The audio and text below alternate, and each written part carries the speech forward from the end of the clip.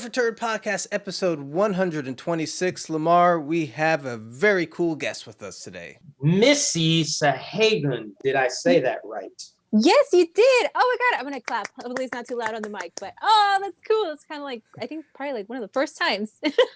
It's because me and Joe have done this so many times. Our energy creates good things. But welcome to the show. Thank you. You are starring in the new movie Appetite for Sin. And that's what we're going to talk about amongst other things. So congratulations on this film. Thank you. And then, so first starting out, your character's name is Sarah Hayes. That's correct. What can we expect from that character in the movie in general? Dun, dun, dun. Brace yourselves. Okay, I can't give any spoilers away. Gotcha. But what I can say about Sarah is not everything is what it appears to be.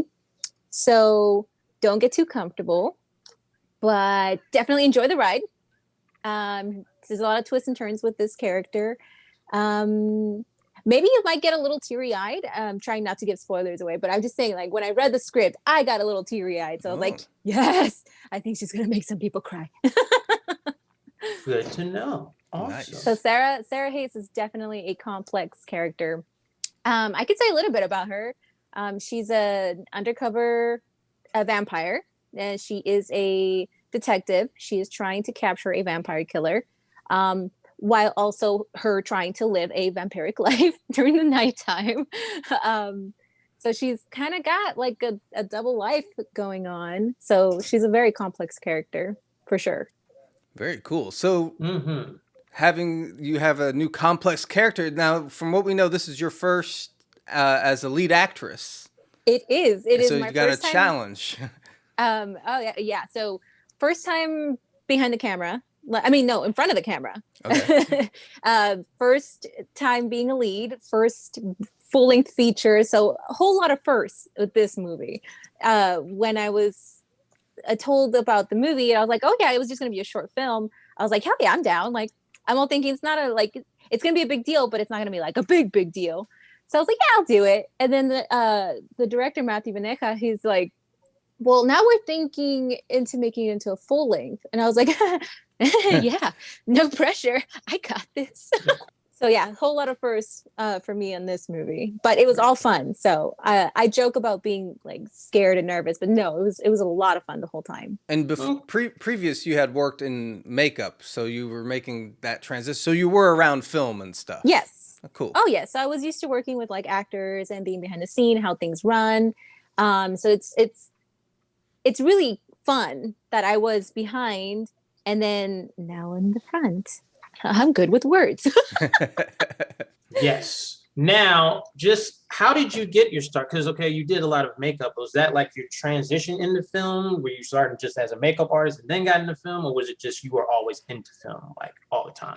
I think I'm going to say, yeah, makeup is actually what opened the door for me, I think. Just because it was the first position that I held with that company that worked with, it was a small independent film company. So I'm going to say, yeah, makeup, I think, is what opened the door for me. But I've always been interested in movies. It's not something that I ever considered pursuing just because I didn't have that kind of faith in myself. I didn't feel like, I guess growing up, I just didn't really see me represented in movies. So I was like, well, it's not for me. It's for, the typical cliche type of girl that gets casted, which I didn't fit, the bill. So I was like, I'm not even going to try. I mean, I love it and I'll do it like myself. Like I'll record myself with my phone. And if people like to watch me, that'll be like, that's it. That's the extent my quote unquote acting will go. So I decided to go for it with the company, which at the time was B-Movie Scream Queens. And that's how I met Matthew Vaneja, the director for Appetite for Sin. And from like day one, because he asked me, so what are you interested in your position being in the company, in the group? And I was like, well, makeup. I have that in my background. I've been a makeup artist for like multiple years. I do beauty makeup. And then I also do like some special effects. So he's like, yeah, perfect. But from day one, he kept asking me like, is there any other position you'd be interested in? Is there anything else you'd be interested in doing? I feel now looking back, I'm like, I'm pretty sure he was asking that question, but he already knew the answer, right? He's just sort of waiting for me to get to that answer myself. So finally one day I was like, well, I don't want to say this because I'm embarrassed, but I would like to try acting. I don't have any background and I don't have a resume for it, but like, I would love to try acting. He's like, there it is. He's like, nice. That's what I wanted to hear. I was like, nice. Oh, okay. That's so cool. Then, yeah, he told me about this new movie when he first showed me the script. He's like, you'd be great for this. You're perfect. I see you as this role. You are Sarah Hayes. And I was like, oh, wait, can we curse? Go ahead. Yeah. I think I just did. Yeah. Oops. Beep. I was like, fuck, son of a bitch. Yes, I'm in. It was like 3 a.m. when I read the script, and I was just like so excited. I was screaming. I called my brother. I was like, I'm so excited. Something really cool just happened. So movie, technically, yes, I was always into wanting to be in movies, but I didn't have the balls.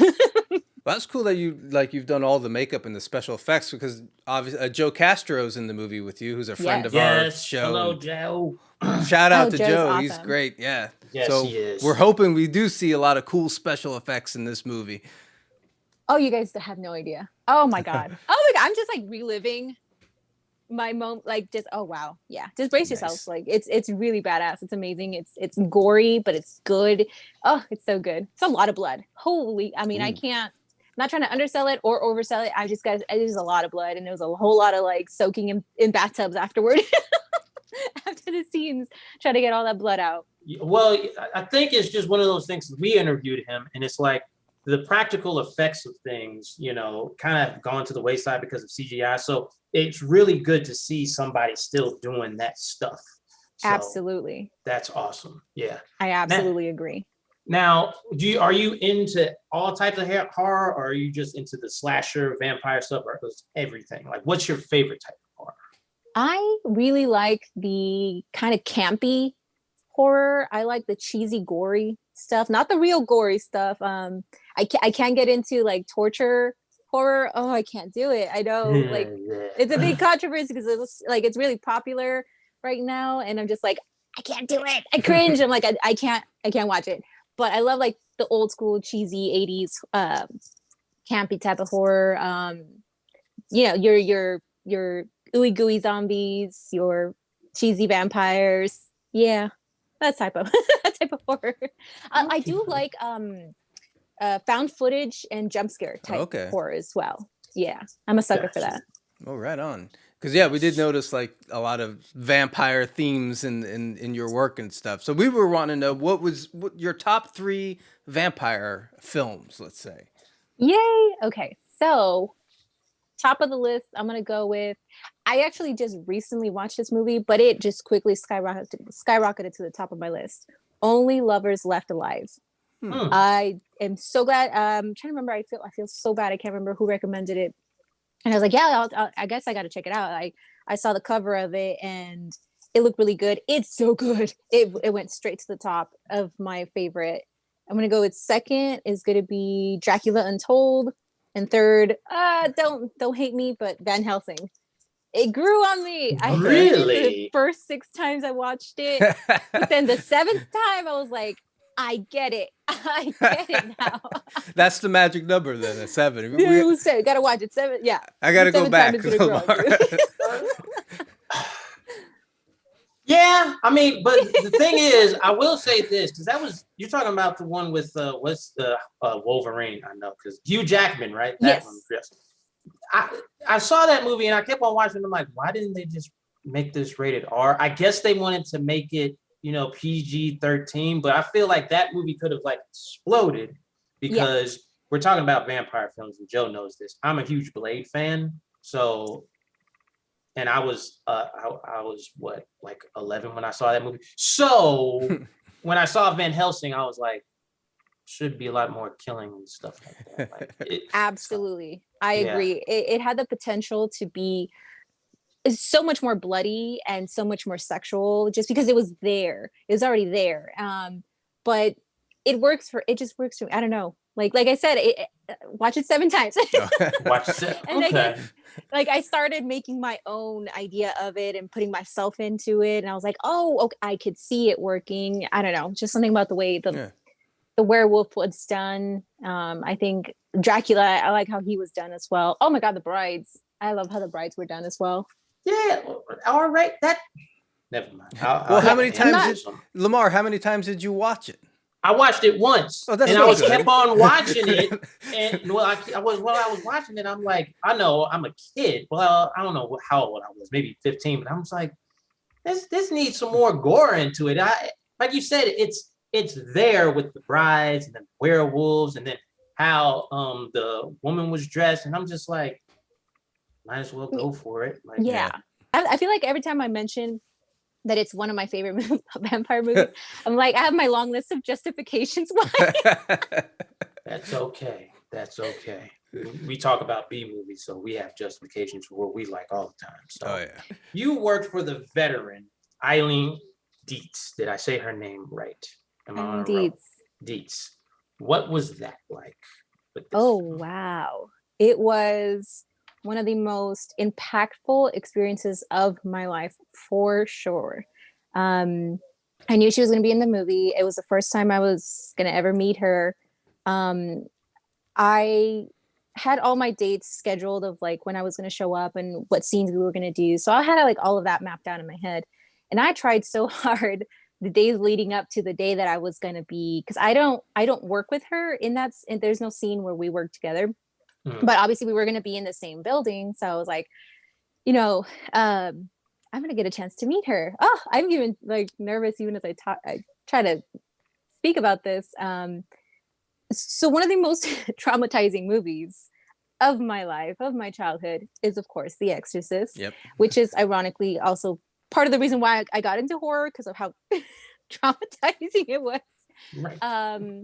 So when I found out she was going to be in the movie, I had a little mini panic attack because I was excited, but also I was terrified.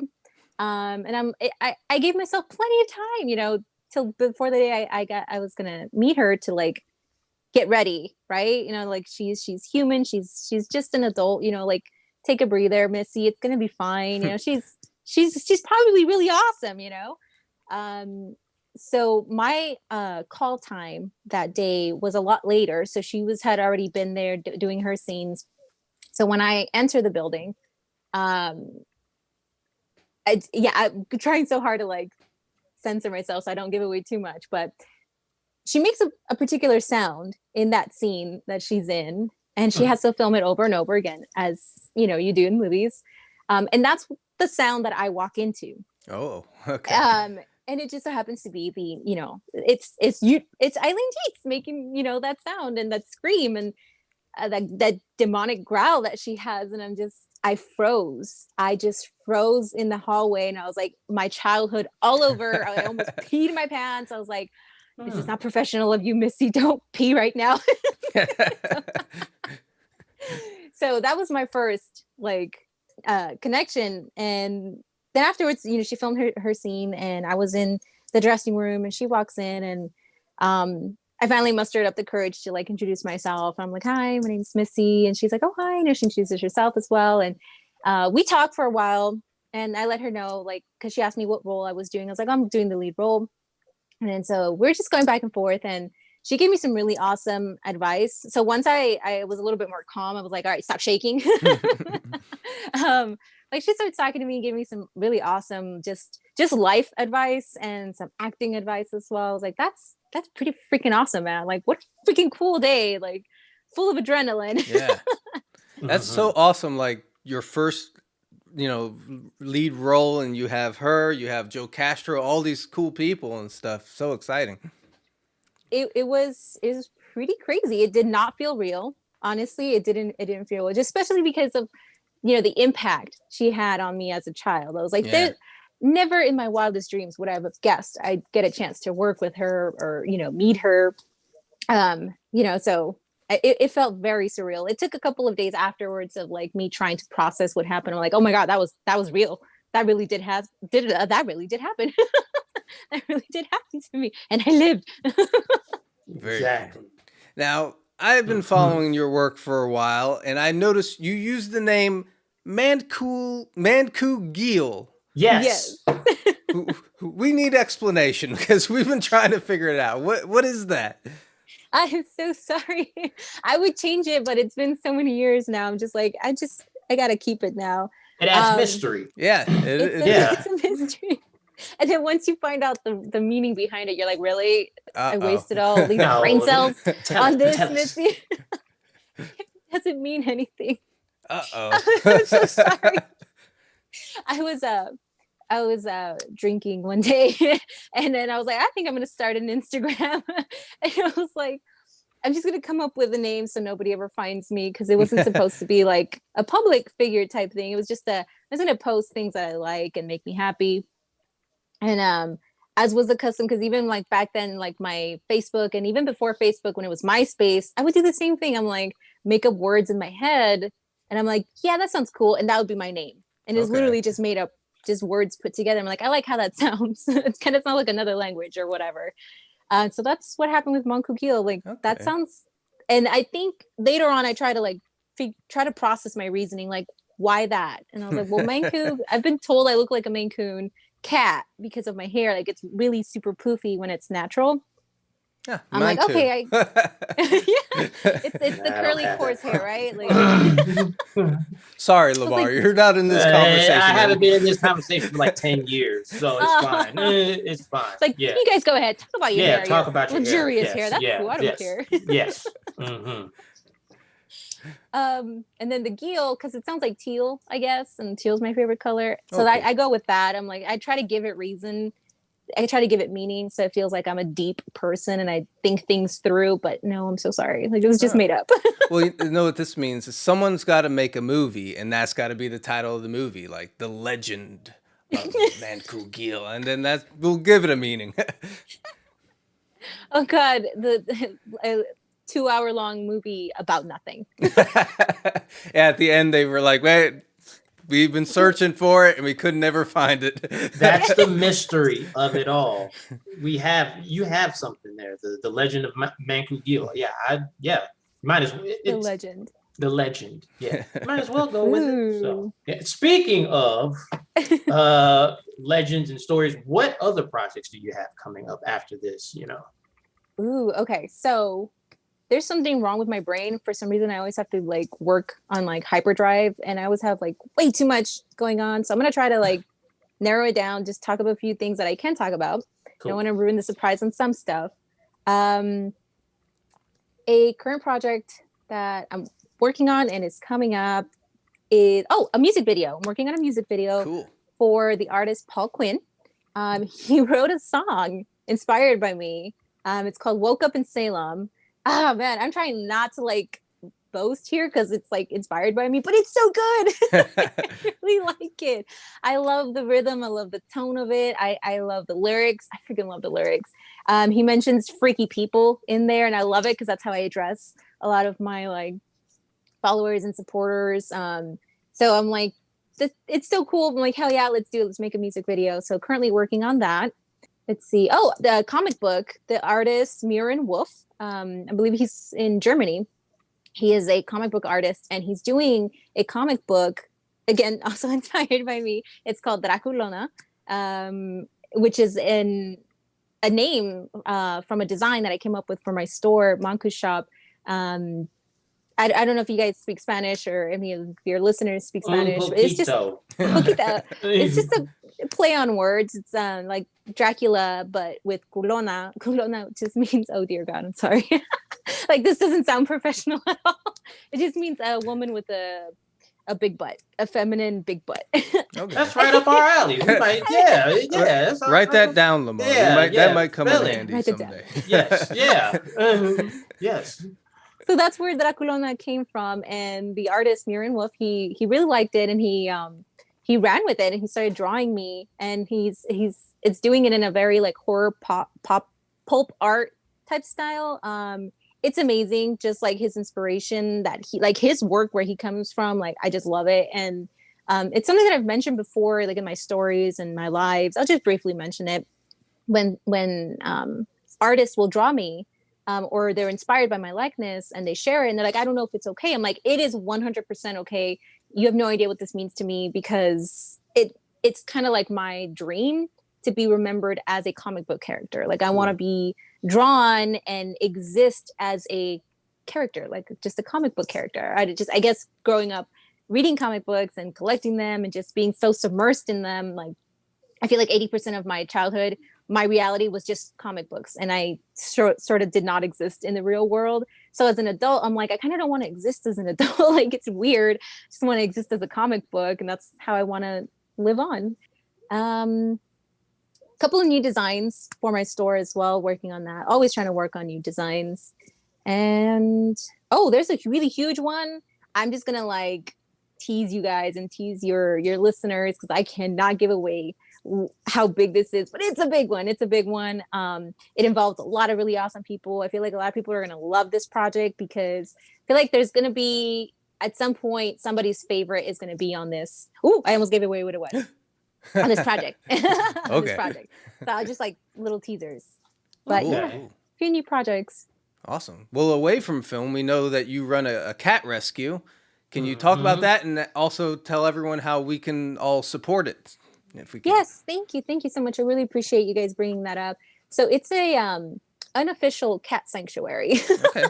I had always wanted to be involved with cats and rescuing cats. I knew that like since I was a child. I did it. I just wasn't ready.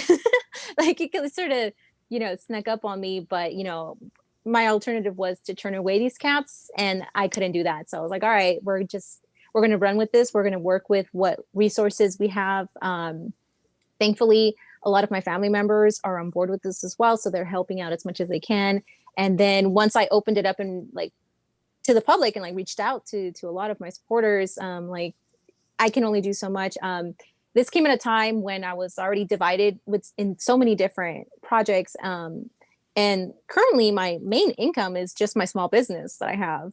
So like that was brand new. So I'm like I was kind of hoping like the first 5 to 7 years of my business, I'd be like 100% devoted to that, to growing it.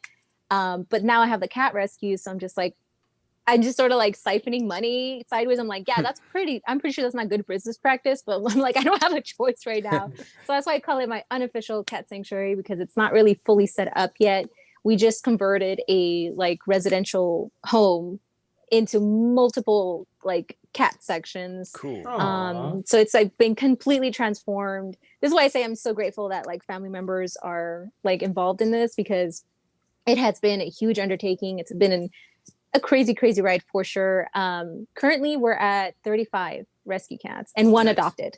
I always add him. He was like my very first cat. I was living in an apartment. I was like, I'm in a good place. I made space. I was in a good place. I was like, I'm going to adopt a cat. And I did. I adopted my first, not my first black cat, but it was my first adoption, which I just want to squeeze it in here that like, I didn't know this was such a big problem in shelters. When you try to adopt a black cat, it sometimes is very difficult, because I found out that when a black cat enters the system, they will put them on this list.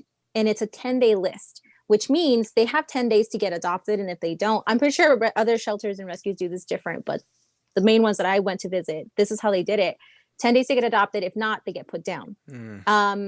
So the cat that I had bonded with, his name's Brender. He was currently on the list, and they would refuse to release him to me. I'm like, I'm willing to pay extra if you want. I mean, I don't know what else you guys want from me. Like, please let me have this cat. Do not kill him. Like, is that not the point of, adoption? They're like, well, it's just really hard because he's already on the list. I'm just like, I'm pretty sure you could just scratch off his name. Like, what is going on here? I'm like I'm not proud, but I think I went a little Karen on them, because I'm just like, I'm not leaving this building until you give me this cat. Like, it's not an unreasonable request. And that's when I found out like how serious it is, with kill shelters. So I was like, okay, that's not the answer. That's not the answer. The answer has to come from people. It has to come from rescue shelters. So I was like, okay, I don't know how I'm going to do this, but I have to embark on this mission and somehow start my own like shelter and rescue. And I was thinking like, 10 years down the road, like, no, it crept up on me. So after adopting my first cat, like after that, it was like a domino effect. People found out I had cats. Um, and then once they found out that I took in a couple of cats that were like injured and needed medical attention and that I kept them, um, I don't know if they put an ad on the newspaper. I really don't know how everybody else in the area found out, but I just started like they won't even tell me that they're going to bring me cats. They just show up on my doorstep. So I'm just like, okay, so this is what we're working with. So that's how we ended up with 35 rescue cats, because they just keep showing up. We get them vaccinated, we get them neutered. If they need medical attention, they'll get medical attention, and then obviously we keep them. So instead of like doing a foster type system, we try to just keep them. Now that we're at 35, that's way too much. So we need a new location. Yeah, we need a new location for sure. And I need some help. Like I need to get, informed on how to do this, because it went from being just sort of a dream of mine, to like, oh, now I'm living it. And now I kind of have to learn as I go. Do everything. Yeah. Absolutely. Yeah. Exactly. So that's what's going on. So yeah, sometimes I will post stuff about the cat rescue, and there have been a few people that are kind of upset that it doesn't look the way it should, and they sometimes will mock it, and I'm just like, you know what, I get it, I get where you guys are coming from.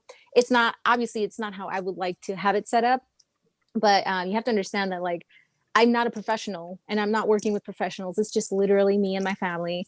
And it's all the money that goes into it, because it's pretty expensive. It's coming out of our pockets. So it's not like there's some magical fund that's funding this, which that would be amazing. But that's what we're working with. So we're hoping that it gets better. It gets better as we adopt more cats.